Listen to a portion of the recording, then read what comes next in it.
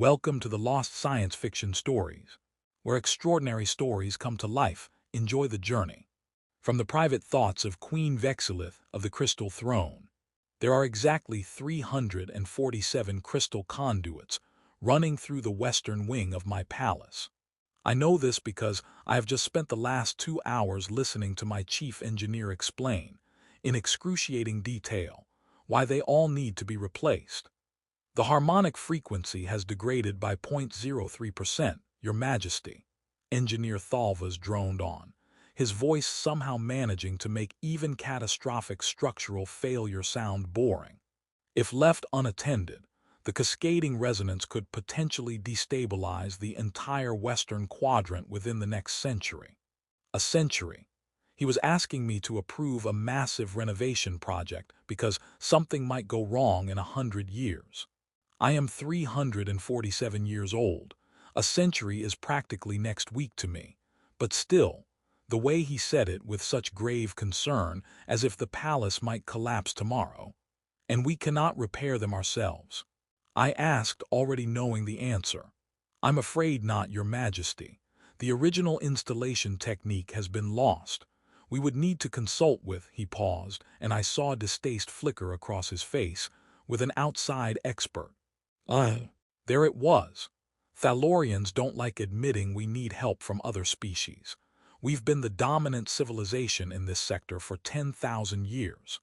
The idea that we might have lost some piece of knowledge, that we might need to bring in an outsider.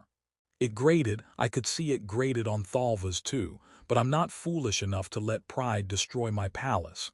What species? I asked. Human, Your Majesty. I blinked. Human. They've only been spacefaring for 2 centuries. How could they possibly know techniques we've forgotten? They don't know our techniques, Your Majesty, but they have developed their own approaches to crystal resonance technology. Apparently, there is a human engineer who has published several papers on harmonic stabilization. The Galactic Engineering Council speaks very highly of him. A human in my palace, working on my ancient sacred crystal conduits. The High Counselor Ixthar was going to have an aneurysm. Very well, I said. Contact this human engineer, but Thalvas, I want him supervised at all times. No access to sensitive areas. No wandering. He comes, he fixes the conduits, he leaves. Of course, Your Majesty. Thalvas bowed. I shall make the arrangements immediately. He left and I sat back on my throne, rubbing my temples. A human. In the Crystal Palace. This was either going to be fascinating or a complete disaster, knowing my luck, probably both. 3 days later, I was in my private study, reviewing agricultural reports, when Kale, one of my younger guards, appeared at the door. Your Majesty, the human engineer has arrived. Already? I'd expected at least a week of travel arrangements and diplomatic protocols. Show him to the Western Wing, I said, and inform Thalvas. Engineer Thalvas is already there, Your Majesty. He asked me to inform you that the human is enthusiastic. The way Kale said enthusiastic suggested it was not a compliment. I should have returned to my reports. I had 17 more provinces to review. But curiosity got the better of me. I think I'll observe this enthusiasm myself, I said, standing. Kale looked surprised but said nothing. He simply bowed and led the way. The western wing was one of the oldest parts of the palace. The corridors here were narrower, the crystal work more intricate. This section had been built nearly 8,000 years ago, during the height of the crystalline Renaissance. Every surface was carved with elaborate patterns that caught and refracted light in ways that modern techniques couldn't replicate. It was beautiful, it was irreplaceable, and apparently it was falling apart. As we approached the main conduit chamber, I heard voices. One was Thalvas's measured, formal tone. The other was higher, faster, more animated. Absolutely incredible. Is this all hand-carved? The precision is remarkable. And the way you've integrated the power distribution through the facet angles, I've never seen anything like it. Back on Earth, we've been trying to achieve this kind of efficiency for decades, but we can never get the crystalline matrix to align properly. How did you? Oh, is that a recursive harmonic amplifier? I thought those were just theoretical. The voice bubbled with genuine excitement. It was so unexpected, so different from the usual careful, measured tones of palace officials, that I found myself smiling despite myself. I reached the doorway and looked in. The conduit chamber was enormous, with hundreds of crystal channels running through the walls like frozen lightning. Maintenance scaffolding had been erected around one section, and on that scaffolding stood a human. He was smaller than I'd expected. Humans usually were. Maybe 5.5 feet tall, with dark hair that stuck up at odd angles, as if he'd been running his hands through it. He wore practical clothing, all pockets and straps, with various tools hanging from his belt. And he was currently hanging upside down from the scaffolding, peering at one of the conduits with what looked like a scanning device. "The structural integrity is still good," he was saying, still upside down. "The crystal itself hasn't fractured. It's just the harmonic resonance that's degraded.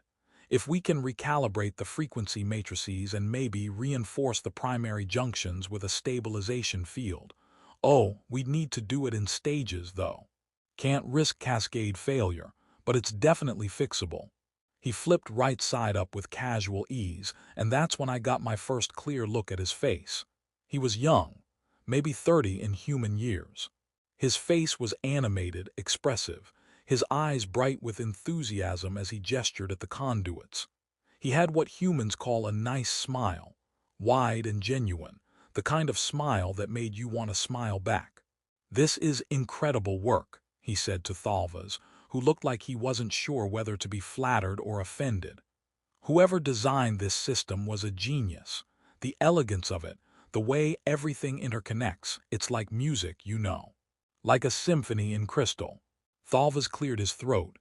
"Yes, well, can you repair it?" "Oh, absolutely. It'll take some time, maybe 2 weeks to map all the harmonics, then another week for the actual recalibration. But I can definitely save it. You won't need to replace anything." His smile got even wider. "This is going to be so much fun." Fun. He thought repairing 8,000-year-old crystal conduits was going to be fun. I decided immediately that I liked this human.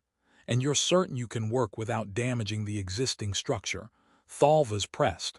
"Positive. I'll be incredibly careful. These conduits are works of art. I'm not going to hurt them." He patted one of the crystal channels affectionately like it was a pet. Thalvas looked at me, clearly asking for guidance. I nodded slightly. If this human could save the western wing without replacing everything, he was worth whatever oddities came with him. I was about to announce my presence when the human spoke again, but this time he wasn't talking to Thalvas. He was muttering to himself, the way people do when they're thinking out loud. "Need to check the eastern junction next," he murmured, climbing higher on the scaffolding. "And probably the harmonic dampers. If those are degraded too, we'll need to. Oh, there's the Queen's quarters, right. Wonder if the conduits extend that far." He pulled out what looked like a holographic map and studied it intently. "The Crystal Palace. Even the name is beautiful. And the Queen Vex'ilith. The reports say she's been ruling for almost 90 years. That's so long. I wonder what she's like. Probably terrifying. Queens are usually terrifying." I raised an eyebrow. "Terrifying? But I saw a portrait in the entrance hall," he continued, still completely absorbed in his map. Wow, she's actually really beautiful, like stunning. I mean, obviously she's an alien, but still. Those eyes like ice crystals. And the way she carries herself in the portrait, all regal and powerful. Yeah, beautiful." He said it so casually, so matter-of-factly, like he was commenting on the weather. I felt something strange flutter in my chest. When you're a queen, people call you beautiful all the time. It's part of the protocol. Formal compliments, carefully worded praise, all designed to flatter and curry favor. But this human, this Finn Garrett, according to the name patch on his clothing, hadn't said it to flatter me. He didn't even know I was here. He just said it. Stated it as an objective fact, the way he'd commented on the crystalline matrix or the harmonic amplifiers. The queen is beautiful, the sky is purple, water is wet, simple, honest, true. I didn't know what to do with that. Your Majesty, Kale whispered beside me, should we announce your presence? I should have said yes, protocol dictated it. But I found myself shaking my head. Not yet, I murmured back. I want to observe him work. Thalvas, of course, had noticed me. His eyes had widened when I entered, and he'd bowed instinctively. But I'd put one finger to my lips, signaling silence. He looked confused but obeyed. The human Finn was still talking to himself, completely oblivious. Okay, so if I start with the primary conduits and work outward, that should minimize disruption. Don't want to accidentally shut off power to something important. Can you imagine? Sorry, Your Majesty, I accidentally turned off all the lights in your bathroom. That would be embarrassing. He laughed at his own joke. It was a nice laugh, warm and unself-conscious. Although, he continued, moving to examine another section of conduit, she probably has servants for everything anyway. Royal life must be so weird. Everyone bowing all the time, having to be formal constantly, never being able to just relax. I wonder if she ever gets tired of it. Being a queen, I mean. It seems exhausting. He paused, studying the crystal closely. But I guess she's been doing it for 90 years, so she must be good at it. And the palace is incredible, so clearly she takes care of things. Plus, the way the staff talks about her, respectful but not fearful, that's a good sign. Some rulers, their people are terrified of them. But here it's more like admiration, which is nice, shows she's probably a good queen. He nodded to himself, as if confirming his own analysis. Yeah, beautiful and competent. That's a good combination for a ruler. I felt my face growing warm. This was ridiculous. I was 347 years old. I'd received countless compliments, attended thousands of formal events, negotiated with dozens of species. I'd faced down rebellions and political coups. And yet here I was, standing in a doorway, feeling flustered because a human engineer had absent-mindedly called me beautiful. This was undignified. Queens did not get flustered. Queens certainly did not eavesdrop on casual conversations and feel pleased about compliments that weren't even directed at them. I should leave. Right now. Before this got any more ridiculous. But I didn't move. Finn had pulled out a small tool and was making minute adjustments to one of the conduits. His hands moved with confident precision, and I found myself impressed despite myself. He clearly knew what he was doing. Just need to recalibrate the frequency stabilizers, he muttered. Then we can move to the next section. This is going to take a while, but it'll be worth it. Can't let something this beautiful fall into disrepair. The conduits or the queen? Thalvas asked suddenly, his voice dry. I nearly jumped. I'd forgotten he was there. More importantly, I'd forgotten he could hear everything Finn was saying. Finn looked up, startled. What? Oh. I meant the conduits, obviously. The crystal work is. Wait, did I say something about the queen? His eyes widened. Oh no, I did, didn't I? I was thinking out loud again. I do that. Sorry, That's probably inappropriate, isn't it? Commenting on the queen's appearance. Somewhat, Thalvas said, but I caught the slightest hint of amusement in his voice. Though I doubt Her Majesty would object to being called beautiful. Still, I shouldn't. I mean, it's unprofessional. I'm here to fix crystal conduits, not. Finn trailed off, looking genuinely embarrassed. Sorry, I'll try to keep my thoughts to myself. Perhaps that would be wise, Thalvas agreed. But he was smiling slightly, I noticed. Thalvas never smiled. The human was already having an effect on my usually stern chief engineer. Finn went back to work, but now he was very deliberately not talking. His lips were pressed together, like he was physically preventing words from escaping. It was oddly endearing. I decided it was time to make my presence known. Kale had been giving me increasingly confused looks, clearly wondering why we were just standing in the doorway. I stepped into the chamber. Engineer Garrett, I said formally. The effect was immediate and dramatic. Finn spun around so fast he nearly fell off the scaffolding. His scanning device slipped from his hand. He lunged for it, caught it, and in the process, tangled his foot in one of the scaffolding supports. For a moment he hung there, half upside down, holding his scanner, staring at me with an expression of absolute horror. "Your Majesty," Thalva said quickly, bowing, "I didn't realize you were." "I arrived a few minutes ago," I said calmly. "I wanted to observe the human's assessment of the situation." Finn had managed to untangle himself and was now standing at something resembling attention, though he looked like he wanted the floor to open up and swallow him. His face had gone through several interesting color changes. Currently it was settling on a deep red that looked almost painful. "Your Majesty," he managed, his voice slightly strangled. How long have you been?" "Long enough," I said, keeping my expression neutral. If possible, his face got even redder. "I am so sorry," he said in a rush. I have this terrible habit of thinking out loud, and I didn't mean to. I wasn't trying to be disrespectful. Sometimes my brain and my mouth don't communicate properly and—" "Breathe, Engineer Garrett," I interrupted gently. "You're going to hyperventilate." He took a gulp of air. "Right, breathing, good idea." There was a moment of excruciating silence. Finn looked like he was trying to decide whether to apologize again or simply die of embarrassment on the spot. I decided to take mercy on him. "Engineer Thalvas tells me you can save the Western Wing's conduits without replacing them," I said, as if the last few minutes hadn't happened. "Is this assessment accurate?" Finn blinked, clearly not expecting me to just move on.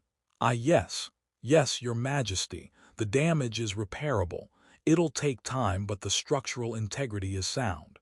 We can restore the harmonic resonance to near-original specifications." Near-original. Well, 8,000 years of use has created some unavoidable degradation, but I can get it to at least 98% efficiency. Maybe 99 if we're lucky. "That would be acceptable," I said. Then, because I couldn't quite help myself, I added, "And you believe the conduits are beautiful?" Oh, I was being cruel. His face, which had started to return to a normal color, immediately flushed red again. Yes, they're incredibly well designed, the craftsmanship is." He stopped, took a breath. "Yes, Your Majesty, they're beautiful." "I see." I managed to keep my voice serious, though I could feel amusement bubbling up inside me. "Well, I'm glad my palace meets with your aesthetic approval." "Your Majesty," he said miserably. Behind me, I heard Kale make a sound that might have been a stifled laugh. "You may continue your work, Engineer Garrett," I said. "I trust you will keep me informed of your progress." "Yes, Your Majesty, absolutely." I did not check on the human engineer's progress that evening, or the next morning. That would have been excessive. I had an entire empire to run, after all, important matters that required my attention. The fact that I found myself wondering what he was doing approximately every 20 minutes was completely irrelevant. "Your Majesty," my secretary, Liz, stood in the doorway of my study. "You've been staring at the same agricultural report for the past 15 minutes. Is something wrong with the grain projections?" I blinked and looked down at the document in front of me. "Right, grain projections, fascinating." "No, everything is fine," I said, setting it aside. "I was simply considering the implications." "The implications of wheat yields in the northern provinces." "Yes." Liz didn't look convinced, but she was too polite to press further. "High Counselor Ixthar is requesting an audience. He says it's urgent." Of course he was. I'd been expecting this since yesterday. "Send him in." Ixthar entered with his usual slow dignity. He bowed, then fixed me with a look that suggested he knew exactly what I'd been doing in the Western Wing yesterday. "Your Majesty," he said carefully, "I have heard interesting reports about the human engineer." "He's competent," I said. "Engineer Thalvas is satisfied with his initial assessment." "I see. And is it true that you personally went to observe him working?" "I wanted to ensure he was suitable for the task." "Naturally." Ixthar's expression suggested he didn't believe that for a second. "And did you find him suitable?" "Very." "How fortunate." He paused. I also heard an interesting rumor from the guards, something about the human making. Inappropriate comments. Word had spread already. Of course it had. Nothing stayed secret in the palace for long. The human has a habit of thinking out loud, I said calmly. He wasn't aware I was present. It was harmless. Harmless? Ixthar studied me. Your Majesty, forgive my directness, but you seem different. Different how? You're smiling. I touched my face. I was smiling, wasn't I? Perhaps I'm simply in a good mood. But you're never in a good mood after reviewing agricultural reports. He had a point. The human is amusing, I admitted. That's all. It's been a while since we've had someone in the palace who isn't afraid of me. He should be afraid of you. You're the queen. Perhaps, but it's refreshing to be seen as something other than terrifying. Ixthar's expression softened slightly. Your Majesty, you do realize that if you show too much interest in this human, the court will talk. The court always talks. Yes, but he hesitated. I would not want you to be disappointed. He's only here for 2 weeks, then he'll leave. Was that what this was about? Ixthar was worried about me getting attached. I'm not expecting anything, Ix, I said gently. I just find him entertaining. That's permitted, isn't it? Of course, Your Majesty. But he still looked concerned. After he left, I sat there for a long moment thinking. Was Ixthar right? Was I setting myself up for disappointment? Probably. But I was going to enjoy these 2 weeks anyway. That afternoon, I had a perfectly legitimate reason to visit the Western Wing. I needed to approve the renovation timeline.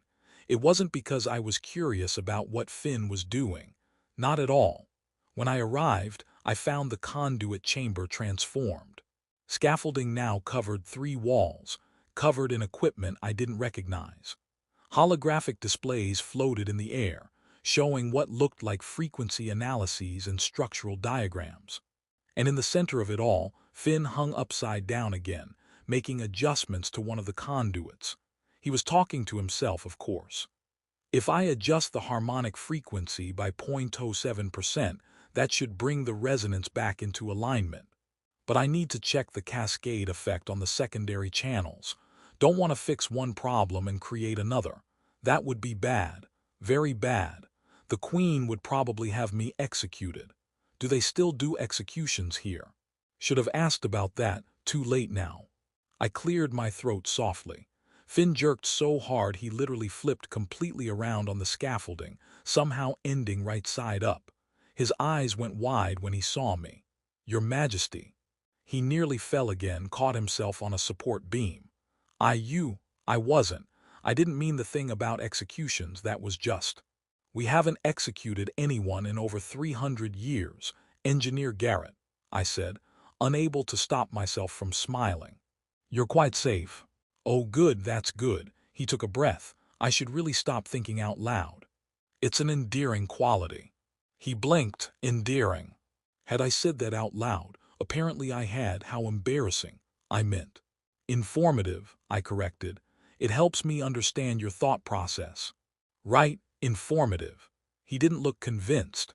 There was a moment of awkward silence. Finn seemed to be trying very hard not to say anything, which just made him look more uncomfortable. How is the work progressing? I asked, taking mercy on him. Oh, right, the work. He practically leaped at the change of subject. It's going really well, actually. Better than I expected. The degradation is consistent across all the primary conduits, which means I can develop a standardized recalibration procedure instead of having to customize each one. That'll save time. He gestured to one of the holographic displays. See, these are the frequency readings from the main junction. The harmonic resonance has shifted by about 4% from the original specifications. That doesn't sound like much, but over 8,000 years, it's caused microfractures in the crystalline matrix. I moved closer to study the display. The patterns were beautiful, complex waveforms that pulsed and shifted in mesmerizing ways. These fractures, I said, can they be repaired? Not exactly, but I can work around them. If I adjust the frequency to compensate for the structural changes, the conduits will actually become more stable than they were before. It's like, imagine you have an old bridge. You can't replace the stones, but you can adjust how the weight is distributed to make it stronger. A bridge made of light and sound, I murmured. Exactly, his face lit up. That's exactly what it is. Your ancestors understood something that most species still haven't figured out, that energy can be structured just as precisely as matter. These conduits aren't just channels, they're architectural elements. They're load-bearing members made of pure resonance.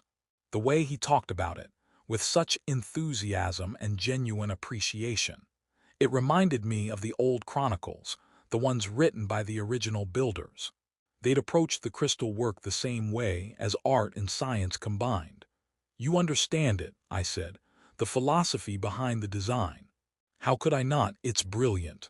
Whoever designed this system wasn't just an engineer, they were a visionary. They saw possibilities that most people couldn't even imagine. He paused, looking almost shy. That's why I love this work. Getting to study things like this, learning from people who lived thousands of years ago. It's like having a conversation across time. A conversation across time, I repeated softly.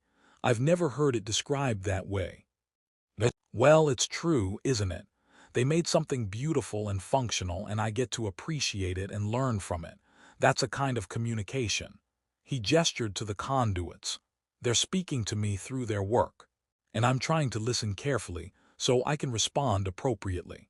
I found myself staring at him. This human, this young engineer who'd been in my palace for barely a day, understood the Crystal Palace better than most Thalorians who'd lived here their entire lives. I started then stopped. What was I going to say? That's beautiful. That's profound.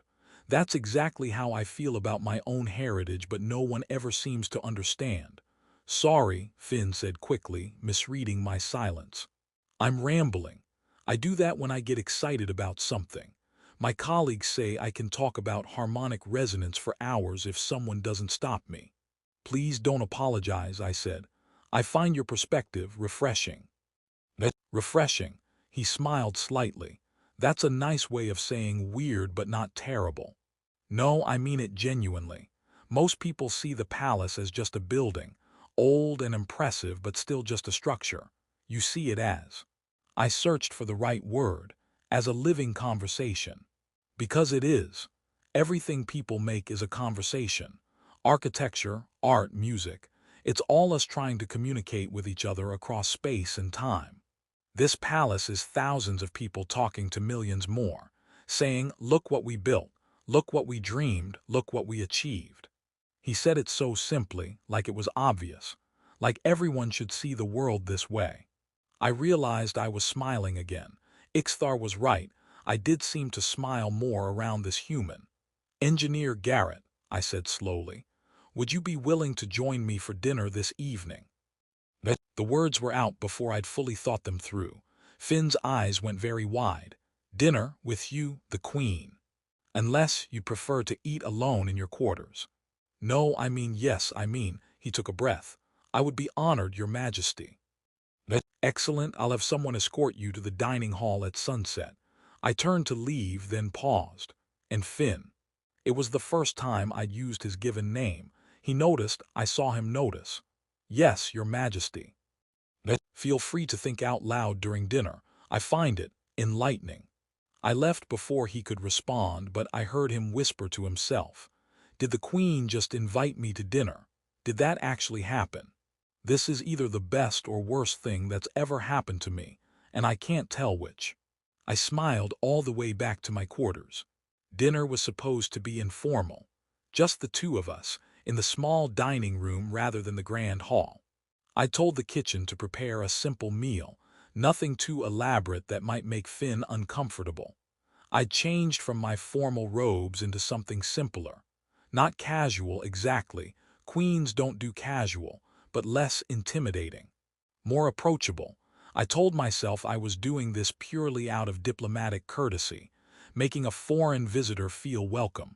Nothing more. Liz, who'd helped me choose the outfit, hadn't said anything. but she'd been smiling in that knowing way that suggested she could see right through me. When Finn arrived, escorted by Kale, he looked absolutely terrified. He'd changed clothes too, I noticed. Instead of his practical work gear, he wore what was probably his version of formal wear: dark pants, a jacket that didn't quite fit right, and a shirt that looked like he'd just discovered it was wrinkled. "Your Majesty," he said, bowing awkwardly, "thank you for inviting me. Thank you for accepting." I gestured to the chair across from me. "Please sit." He sat down very carefully, like he was afraid the chair might explode. His hands fidgeted with the napkin. He kept glancing around the room at the crystal walls, the floating light fixtures, the elaborate place settings. This wasn't going to work if he was this nervous. "Finn," I said gently, "I'm not going to execute you for using the wrong fork." He let out a startled laugh. "That's good to know, although now I'm going to be paranoid about which fork to use." "Use whichever one you want, I don't care." "But queens are supposed to care about protocol." "Perhaps I'm not a very good queen then." That made him look up, meeting my eyes directly for the first time since he'd entered. "I doubt that. Though, the way everyone talks about you, your staff, the guards, even engineer Thalvas, who doesn't seem to like anyone, they all respect you. Not just because you're the queen, but because they trust you. That doesn't happen by accident." It was such a simple observation, but it made something warm bloom in my chest. "Thank you," I said softly. The servants brought the first course, a light soup that I knew was suitable for human digestion. Liz had checked with the Galactic Dietary Database to make sure. Finn picked up a spoon, the correct one, I noticed with amusement, and tried the soup. His eyebrows rose. "This is incredible. What is it?" "Crystal melon soup. It's a delicacy from the southern regions. It tastes like sunshine, if sunshine were a flavor." He tried another spoonful. "How is that possible?" "The crystal melons grow in fields of prismatic glass. They absorb the light as they grow. It affects the taste." "That's amazing. Everything on your planet is so integrated. The technology, the food, even the architecture, it's all connected to the crystal, isn't it? It's not just a resource, it's a fundamental part of your culture. Most visitors don't notice that. Most visitors probably aren't paying attention." He set down his spoon. "Can I ask you something? And please tell me if I'm being too direct." "You may ask. Why did you invite me to dinner? I'm just an engineer. You must have hundreds of more important things to do." I considered my answer carefully. I could give him something diplomatic, something safe. But Finn had been honest with me, accidentally perhaps, but still honest. He deserved the same in return. "You see my palace differently than anyone else I've met," I said. "You see it the way I do, as something alive, something meaningful. Most people just see old stones and valuable materials, but you see the conversation." "The conversation," he repeated, smiling slightly. "Yes, and I hesitated. I've spent 90 years ruling. 90 years of protocol and ceremony and careful diplomacy. It's necessary, and I don't regret it. But sometimes I forget that there's joy in the work. That the things we build and create matter beyond their practical function." "You reminded me of that," I continued. "In the conduit chamber, talking about harmonic resonance like it was music. Getting excited about 8,000-year-old engineering. You reminded me why I love this palace, why I fight to preserve it." Finn was very quiet. When he finally spoke, his voice was soft. "I think that might be the nicest thing anyone's ever said to me. Then the people in your life haven't been paying attention." He laughed, but it was a warm laugh this time, not nervous. "Maybe not." The servants brought the main course, and we ate in companionable silence for a while. But it wasn't uncomfortable silence. It was the kind of quiet that settles between people who don't feel the need to fill every moment with words. Eventually Finn spoke again. "Can I tell you something embarrassing?" "Please do." "When I was preparing for this assignment, I read everything I could find about Thaloria. History, culture, technology, everything. And I saw your portrait. The official one in the throne room. I'm aware of it." Right, well, he paused, his face starting to redden. I thought it was beautiful, the portrait, I mean, the way it captured, he stopped. I'm making this worse, aren't I? No, I said, fascinated. Please continue. I just mean, the portrait showed someone powerful and distant, untouchable, but sitting here talking to you. He met my eyes. You're not untouchable, you're real. And that's so much better than the portrait. My breath caught. No one had ever said anything like that to me before. No one had ever looked past the crown and the throne and seen me. Finn, I started, not entirely sure what I was going to say. But before I could, Ambassador Krathix of the Thalorian Empire was exactly as unpleasant as I remembered from our last meeting, 15 years ago. Tall, gray-skinned, with 4 arms that he used to gesture dramatically whenever he wanted to emphasize a point, which was constantly. He was also incredibly loud. Territorial rights that have been recognized for 3 centuries. He was shouting as I entered the throne room. And now you dare to establish mining operations in the Vex system. This is an act of aggression. I walked slowly down the crystal pathway, letting him see me approach. Letting him see the crown, the robes, the absolute authority I carried. Sometimes the best diplomatic strategy was simply to remind someone exactly who they were dealing with. The effect was immediate. Krathix stopped mid-gesture, his 4 arms freezing in various dramatic positions. Ambassador Krathix, I said coolly, ascending to my throne. How unfortunate that you felt the need to arrive unannounced. We could have prepared a proper welcome. It wasn't a welcome he wanted, and we both knew it. But protocol was a weapon, and I was very good at wielding it. I require no welcome, Your Majesty, he said stiffly. I require answers. The Vex system belongs to Thalorian space. Your mining operations there are illegal. I settled onto my throne, arranging my robes carefully, making him wait, making him stand there while I got comfortable. The Vex system, I said finally, was named after my dynasty. The territorial claim was established 800 years ago, during the crystalline expansion. Your people acknowledged this claim in the Treaty of 7 Stars. That treaty is outdated. The Thalorian Empire has expanded significantly since then. We have stations throughout that sector, by the principle of active occupation. Active occupation does not override established territorial claims, Ambassador, especially when those claims were formally recognized by your own government. The government that signed that treaty no longer exists. And yet its successor government, your current emperor, has never formally challenged the treaty. Until now, apparently. Krathix's face darkened, all 4 of his hands clenched into fists. The emperor demands that you cease all mining operations immediately and withdraw from the Vex system. Failure to comply will be considered an act of war. There it was, the actual threat. Around me, I felt my court tense. War with the Thalorians would be devastating. They were one of the few empires in the sector that could actually match our military strength. A conflict would cost thousands of lives and drain both our resources, but I couldn't show weakness. Not now, not ever. Is that your emperor's final position? I asked, my voice cold as the void between stars. It is. Then you may tell your emperor this. The Thalorian Empire does not respond to threats. We respond to diplomacy, to reason, to law. If he wishes to challenge our territorial claims, he may do so through the proper channels. The Galactic Council, arbitration, peaceful negotiation. But if he chooses war, I leaned forward slightly. He will discover that the Crystal Throne has stood for 10,000 years not because we are weak, but because we are unbreakable. The throne room was absolutely silent.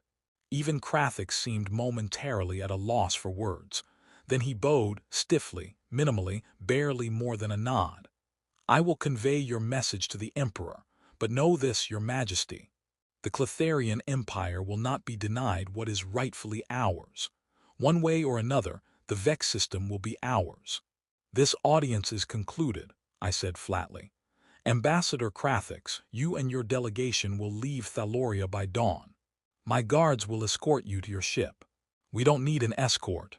I insist. I gestured, and 20 of my own guards stepped forward, matching his 20, making it very clear that this was not optional. Krathix glared at me for a long moment, then turned and stalked toward the exit, his delegation following. The guards fell in around them. As soon as the throne room doors closed, I allowed myself to slump slightly. The regal persona was exhausting to maintain, especially when every instinct was screaming at me to throw something at that arrogant ambassador's head. "Your Majesty handled that brilliantly," Ixthar said quietly, approaching the throne. "I handled it adequately," I corrected. "He's going to report back to his emperor that I refused to negotiate. This will escalate." "Perhaps, but you also made it clear that threats won't work. That's important." I rubbed my temples. A headache was forming behind my eyes. "What's the current status of our forces in the Vex system?" 3 mining stations, 2 patrol ships, and approximately 400 personnel. Against how many Thalorian assets? Unknown, but their nearest military station is only 6 hours away. If they decided to attack, we'd lose the system before we could send reinforcements, I finished. Wonderful. Your Majesty, perhaps we should recall our people from the Vex system, temporarily, until the diplomatic situation clarifies. And show weakness, let them think threats work. I shook my head. No, but double the patrol ships. And send a message to the Galactic Council. Get this on the official record before Krathix can spin his own version of events. Yes, Your Majesty. I stood, my headache pounding now. I'm going to my private study. Unless the Thalorians declare war in the next hour, I don't want to be disturbed. Of course, Your Majesty. I walked out of the throne room, my mind already spinning through scenarios. Military options, diplomatic channels, possible compromises that wouldn't look like weakness. I was so absorbed in my thoughts that I almost didn't hear the sound. It was faint, a voice echoing from somewhere nearby, muttering, talking to itself. Oh no, Finn. I'd completely forgotten about Finn.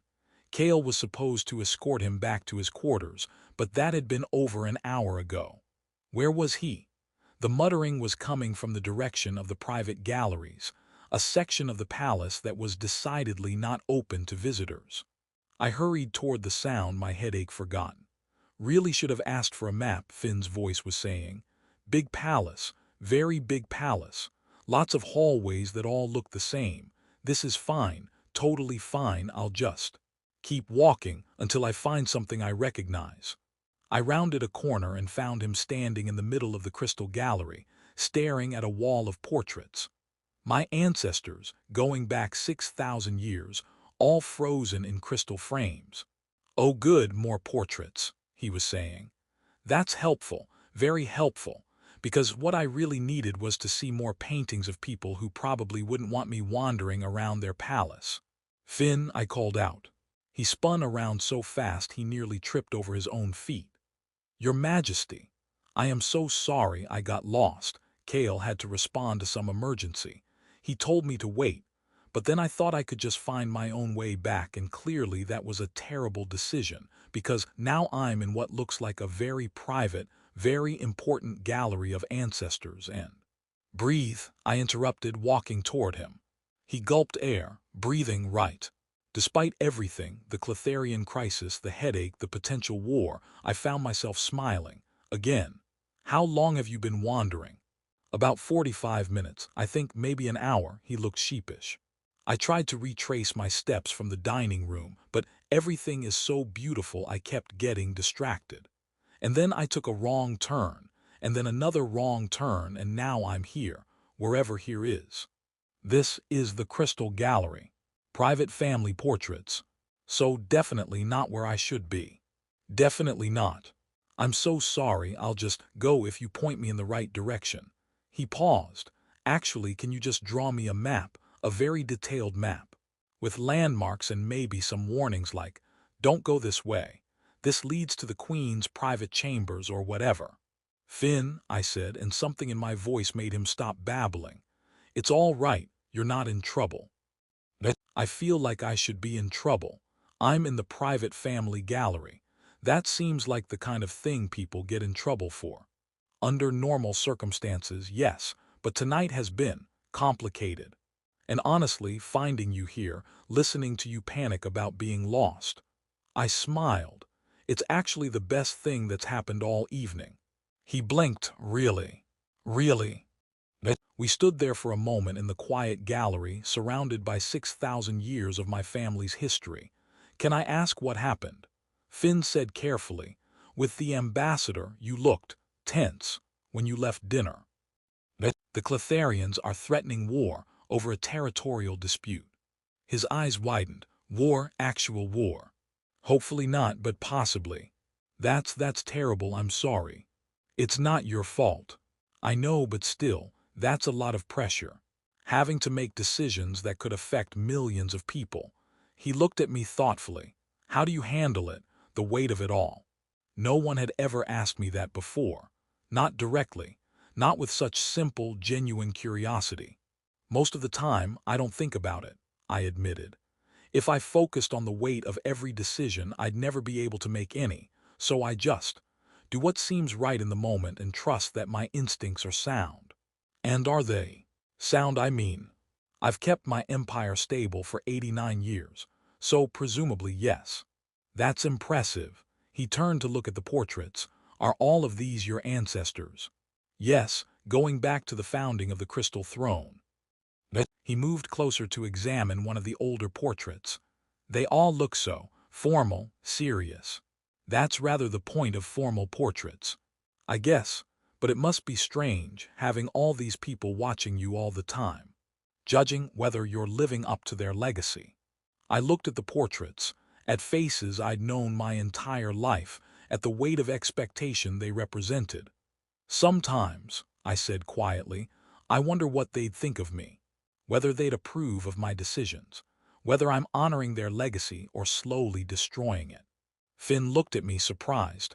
You really worry about that? Constantly. But you're an amazing queen. Everyone says so. Everyone might be biased. I'm not biased, I barely know you and I think you're.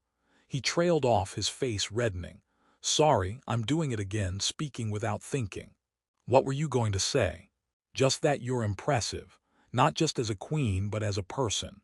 The way you handled that ambassador, I was watching from the corridor before I got lost. You were so controlled, so powerful. But then here, talking to me, you're just real. There was that word again, real. Thank you, I said softly. That means more than you know. We stood there in comfortable silence for a moment. Then Finn spoke again, his voice hesitant. Can I tell you something? And please don't take this the wrong way. Go ahead. When I first got this assignment, I was terrified. An alien queen who'd been ruling for 90 years. I thought you'd be ancient and intimidating and probably annoyed that they sent some random human to work on your palace. And now I think. He paused, choosing his words carefully. I think you're the most interesting person I've ever met. And I'm really glad I got lost because it meant I got to talk to you like this. Not as Queen Vex'ilith of the Crystal Throne, but just you. My heart did something strange in my chest, something warm and fluttery and completely inappropriate for a 347-year-old queen. Finn, I started. But before I could continue, there was a sound from the corridor, footsteps, multiple footsteps. Then Ixthar's voice. Must be around here somewhere. The guard said he saw someone in this section. Ixthar appeared around the corner, accompanied by 2 guards. He stopped short when he saw us. Your Majesty, we were searching for Engineer Garrett, when Kale reported that he'd been unable to return him to his quarters due to the emergency. He looked between us, his expression carefully neutral. I apologize for the interruption. No need to apologize, Ix. I found him wandering the galleries. I turned to Finn. These guards will escort you back to your quarters, with a detailed map this time. Right, yes, thank you. Finn bowed awkwardly. And thank you for talking with me, Your Majesty. The guards led him away. I heard him whisper to one of them. Did I just make everything weird? I feel like I made everything weird. The Queen probably thinks I'm a complete disaster. I smiled despite myself. Ixthar waited until Finn was out of earshot before speaking. Your Majesty, forgive me, but I must ask, are you becoming attached to the human? Don't be ridiculous. Then why were you in the Crystal Gallery with him, alone, discussing personal matters? I was simply being courteous to a guest. In the private family gallery, at midnight, after a diplomatic crisis.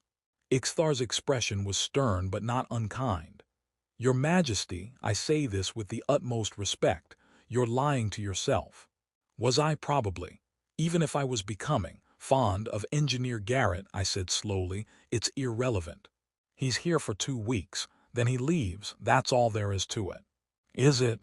It has to be, Ix. I'm the queen, I can't just. I gestured helplessly. I can't just develop feelings for a human engineer who talks to himself and gets lost in my palace. Why not? Because it's inappropriate. Because it would complicate diplomatic relations. Because he's a temporary visitor and I'm permanent fixture of Thalorian society. Because you're afraid, Ixthar said gently. I opened my mouth to argue, then closed it again. He was right, I was afraid. It's been a very long time since anyone made me feel. I struggled for the right word. Young, excited about something other than duty and protocol. He talks about my palace like it's alive, and he looks at me like I'm a person instead of an institution. And yes, that terrifies me. Because in 2 weeks he'll leave. Exactly. Ixthar was quiet for a moment. Then he said, Your Majesty, I have served you for 60 years. In that time I have never seen you prioritize your own happiness over your duty. Not once. That's what being queen means. Perhaps, but I wonder. He looked at me thoughtfully. What if just this once you allowed yourself to be happy, even if it's temporary, even if it ends? That sounds like a recipe for heartbreak. Better a brief heartbreak than a lifetime of regret. He bowed. Think about it, Your Majesty. Now you should rest. Tomorrow we'll need to address the Thalorian situation formally. He left me standing alone in the Crystal Gallery, surrounded by my ancestors, thinking about a human engineer who saw crystal conduits as conversations across time. I didn't sleep well that night. I kept thinking about Finn's words, about being real, about being interesting rather than just intimidating. When had I stopped being a person and become purely a role? Somewhere around year 20 of my reign, probably. After the first few assassination attempts, the political coups, the endless ceremonies and treaties and compromises, it was easier to be the queen than to be Vex. Safer, less painful. But Finn had seen through it somehow. Seen past the crown and the throne and all the formal protocols. And now I couldn't stop thinking about him. This was ridiculous. I was 347 years old. I'd outlived 3 husbands, countless lovers, and more friendships than I could count. I knew better than to get attached to someone who would be gone in less than 2 weeks. And yet, the next morning, I found myself walking toward the western wing before I'd consciously decided to go there. My feet apparently had their own ideas about how I should spend my time. When I arrived at the conduit chamber, I found Finn exactly where I expected him to be, hanging upside down on the scaffolding, completely absorbed in his work. And if I route the overflow through the tertiary channels, that should prevent any cascade failures. But I need to test it first. Can't risk damaging the original work. The engineers who built this would haunt me. Assuming Thalorians believe in ghosts. Do they believe in ghosts? Should ask the queen. No, wait, that's a weird question. Hey, Your Majesty, do your people have ghosts? Yeah, that's not going to make me sound crazy at all. I cleared my throat. Finn's reaction was identical to yesterday. He jerked, spun, and somehow ended up right side up through what looked like pure panic and luck. Your Majesty. His face went red. I was just. The ghost thing was just idle speculation. We do have ghost stories, I said, smiling. Though whether the ghosts are real is a matter of debate. Oh, good. The Thalorian situation deteriorated faster than I'd anticipated. By day 10 of Finn's stay, we'd received 3 more formal complaints from the Thalorian Empire. Their ships had begun military exercises suspiciously close to the Vex system. The Galactic Council was calling emergency sessions, and I'd spent more time in strategic meetings than I'd spent sleeping. The worst part, I kept finding myself distracted during those meetings. "Your Majesty, if we reinforce the mining stations," one of my generals was saying. "The harmonic resonance in the South Wing is fascinating." I heard Finn's voice echoing from somewhere in my memory. Potential for escalation into full conflict. Like a conversation across time. Your Majesty, are you listening?" I blinked, focusing on the general's concerned face. "Of course, reinforce the stations. But avoid any action that could be interpreted as aggressive. Continue." After the meeting ended, Ixthar lingered behind. "You're distracted," he said bluntly. "I have a potential war on my hands. I'm allowed to be distracted." "You're not distracted by the war. You're distracted by the human." He held up a hand before I could protest. "I've known you for 60 years, Your Majesty. I know when something is weighing on your mind." I slumped in my chair, abandoning the regal posture. "He leaves in 4 days. Yes, and I've spent 10 days becoming attached to someone who's going to leave. Also yes, this is your fault, you know. You told me to allow myself to be happy. And are you happy?" I thought about it, about the past 10 days, about finding excuses to visit the Western Wing, about the conversations we'd had, sometimes formal, sometimes not, about the way Finn's face lit up when he explained his work, about how he'd started leaving me notes on his daily progress reports, little observations about the palace or questions about Thalorian culture, about how 3 days ago he'd somehow managed to get locked in a supply closet and I'd heard him talking to himself. Well, this is embarrassing. At least the Queen isn't here to see this. Although if she was here, she could let me out. But then she'd know I got locked in a closet like an idiot. This is the most awkward thing that's ever— Oh, the door wasn't locked, it just sticks. Never mind. Crisis averted. Except now I'm talking to myself about doors. This is fine. Everything is fine. I'd walked away before he could discover I'd been standing right outside, trying very hard not to laugh. "Yes," I said finally, "I've been happy. Then it was worth it, even if it ends." Easy for you to say. You're not the one who's going to have to say goodbye. Before Ixthar could respond, Kale burst into the room, his usual composure shattered. "Your Majesty, the Cletharian delegation has returned. Ambassador Krathix is demanding another audience and he's brought—" Kale paused, looking bewildered.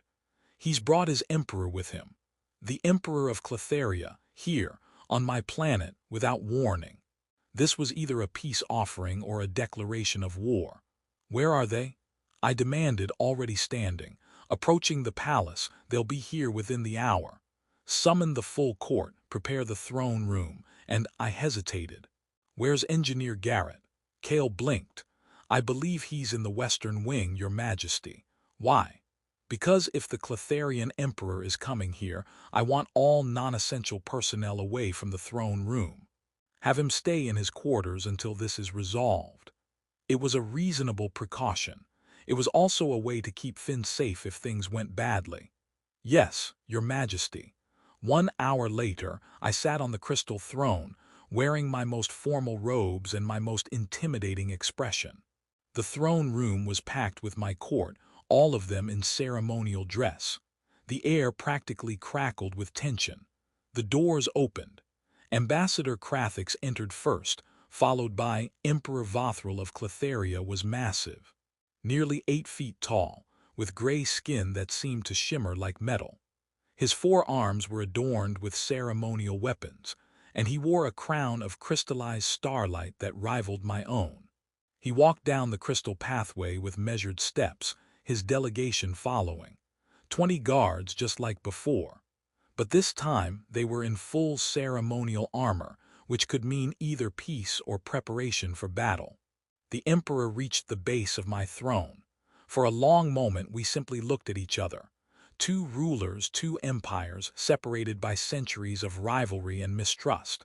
Then he bowed. Not deeply, but it was a bow nonetheless.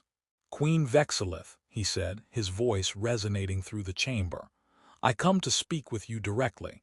Ambassadors and intermediaries have failed. Perhaps we can succeed where they could not. It was a reasonable opening, almost conciliatory.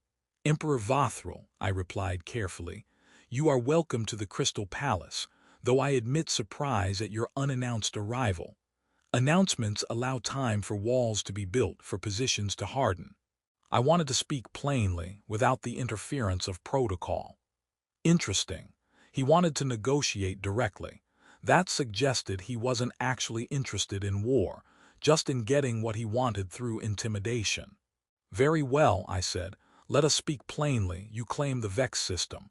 I maintain that it belongs to Thaloria by ancient treaty. Where do we go from here? You admit the treaty is ancient. Ancient and valid. My people need the resources of that system, Your Majesty. Our empire is growing. Our population expanding. The minerals there are essential to our development. And my people were there first. We have invested resources, established infrastructure, built lives there. You ask me to simply abandon all of that. I ask you to acknowledge reality. The Vex system sits in a sector that is surrounded by Cletharian space. It's an anomaly, a pocket of your territory completely isolated from the rest of your empire. It's indefensible in any serious conflict. He wasn't wrong. The Vex system was strategically vulnerable. But admitting that would weaken my position. Many things are difficult to defend, Emperor. That doesn't mean we abandon them. We were at an impasse. I could see it in his eyes, in the set of his jaw. Neither of us wanted war, but neither of us could afford to show weakness. Then I heard it, a voice, echoing from somewhere nearby. No, oh no, not now. Just need to check the conduits in the throne room area. Should take 5 minutes. In and out. The Queen said stay in my quarters, but this is technically work-related, so it should be fine. Probably, maybe. Oh, this is a bad idea, Finn. Finn was in the throne room approach, getting closer. I saw Kale's face go pale. Ixthar looked horrified. The Emperor's guards tensed. And then Finn walked into the throne room. He had his scanner in one hand, studying it intently. He was muttering to himself, completely oblivious to the fact that he just walked into a high-stakes diplomatic negotiation between two rival empires. Harmonic readings are off in this section. Need to adjust he looked up. His eyes went very wide. Oh, he said in a small voice. This is not good. The entire throne room was frozen. 200 Thalorians, 20 Cletharian guards, 1 emperor, and 1 absolutely terrified human engineer. Who, Emperor Vathril said slowly, is this? Before I could answer, Finn, bless his disaster of a heart, started talking. I'm Finn Garrett, Your Majesty, Highness. I'm sorry, I don't know the proper title for sorry. I'm the engineer working on the crystal conduits. I was just doing a routine check and I didn't realize there was. He gestured vaguely at the entire scene. All of this happening. A human, the Emperor observed, in the Crystal Palace, working on sacred Thalorian architecture. It was clear from his tone that he found this shocking, possibly offensive. The human is an expert in harmonic resonance technology, I said firmly. We engaged his services to repair damage to our oldest structures. You trust a human with 8,000-year-old crystal work. I trust competence regardless of species. Finn, who had been trying to edge toward the exit, suddenly stopped. He turned to look at the Emperor. Excuse me, he said. Did you say 8,000 years? Because actually, the conduits in the South Wing are closer to 8,500. The crystalline matrix there shows a slightly different formation pattern, which suggests they were built during the early expansion period rather than... Finn, I said gently. Perhaps now is not the time. Right, sorry. He went red. I'll just go, Your Majesty and Other Majesty. He started to leave again, then he paused. Actually, before I go, can I ask a question? It's related to the Vex system dispute. Every eye in the throne room turned to him. I felt my heart stop. Finn, I started. I'm not trying to interfere, he said quickly. But I've been reading about the Vex system. The geological surveys, the mineral composition, and I noticed something interesting. Emperor Vothrel looked at him with something between curiosity and annoyance. And what did you notice, human? The minerals you're interested in, the crystalline compounds, they're not unique to the Vex system. The same formations exist in at least 3 other systems in your territory. They're just deeper underground, so they're harder to access. The Emperor's expression darkened. We are aware of this, but the cost of deep mining would be roughly equivalent to the cost of building the infrastructure you'd need in the Vex system, Finn interrupted. Then immediately looked horrified that he'd interrupted an emperor. Sorry, but it's true. I ran the numbers. The Vex system looks attractive because there are already mining operations there. But starting from scratch in your own territory would cost about the same, maybe even less, because you wouldn't have to deal with the logistical challenges of operating in isolated space. There was absolute silence. Furthermore, Finn continued, apparently having decided he was already in trouble so he might as well keep going. The crystalline compounds in your territory are actually higher quality. The geological conditions there produced more refined formations, so you get better materials from less mining. How? The Emperor said slowly. Do you know this? I've been studying crystal resonance patterns for 15 years. It's kind of my thing, and when I heard about the dispute I got curious, so I pulled the public geological data and ran some analyses. He shrugged. I'm an engineer. We like solving problems. Emperor Vothrel looked at me. I looked at him. We were both processing the same thing. This human, this disaster of a human who got lost in my palace and talked to himself constantly, had just found a solution that dozens of diplomats and analysts had missed. Show me, the Emperor demanded. Show me your analysis. Oh, okay. Finn pulled out his datapad with shaking hands.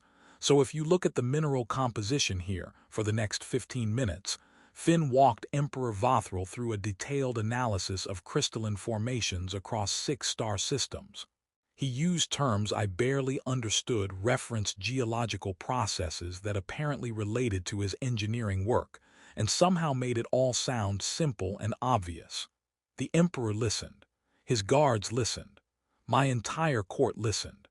And slowly, gradually, I saw the Emperor's expression change from hostility to interest to thoughtful consideration. This would work, he said finally, if your analysis is correct, and I will verify it with my own experts. This would actually serve my people better than fighting over the Vex system. It would save lives too, Finn added. On both sides, war is expensive, and people die. That's bad. Such a simple statement, such an obvious truth. And yet in the midst of all our diplomatic posturing, we'd somehow forgotten it. The Emperor looked at me. It seems, Queen Vex'ilith, that your human engineer has accomplished what our ambassadors could not. He has a talent for unexpected solutions, I said, my voice carefully neutral even though my heart was pounding. Indeed, the Emperor bowed again, this time deeper. I will withdraw our claim to the Vex system. Instead, I propose a technology exchange. Your engineers clearly have expertise that could benefit both our empires. Perhaps this human could consult on our deep mining operations. Perhaps, I said, if he's willing. Everyone looked at Finn, who looked like he might faint. Yes. I mean, I'd need to finish the work here first, but after that. Yes, I'd be honored, Your Majesty. Excellent. The Emperor straightened. Then we have an agreement. Queen Vex'ilith, I apologize for the aggressive posture of the past weeks. It seems we allowed pride and history to cloud our judgment. As did I admitted. Perhaps we both needed an outside perspective. From a human who talks to himself and gets lost in palaces, the Emperor said, and there was the slightest hint of amusement in his voice.